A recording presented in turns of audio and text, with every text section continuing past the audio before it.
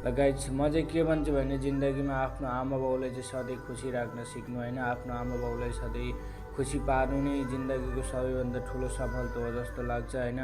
आफ्नो आमा बाउलाई चाहिँ सधैँ खुसी राख्न सिक्नु, त्यही भन्छु। माया पैसाले नभए पनि माया ममताले सधैँ माया ममता र सुख शान्ति भएर मेरो छोरो बिग्रेको छैन, मेरोसँग यस्तो गरेर हिँड्दैन भन्ने पार्नु नै जिन्दगीको सबैभन्दा ठुलो सफलता हो जस्तो लाग्छ होइन। त्यही भएर तपाईँहरूले पनि आफ्नो आमा बाउलाई चाहिँ सधैँ खुसी राख्न सिक्नु। आफ्नो आमा बाउलाई रुवाउनु भनेको नै जिन्दगीको सबैभन्दा ठुलो पाप हो। आफ्नो आमा बाउलाई चाहिँ सधैँ खुसी राख्न सिक्नु भन्छु होइन गाइस, त्यही नै हो।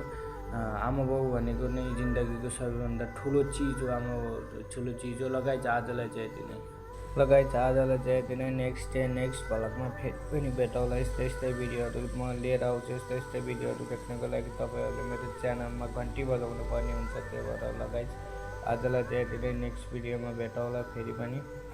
सबैले भिडियोलाई लाइक कमेन्ट सेयर गरिदिनु होला र सब्सक्राइब गरिदिनु होला। लगाइ आजलाई चाहिँ यति नै। नेक्स्ट भ्लगमा भेटौँला गाइज। आजलाई चाहिँ यति नै। So good night, by.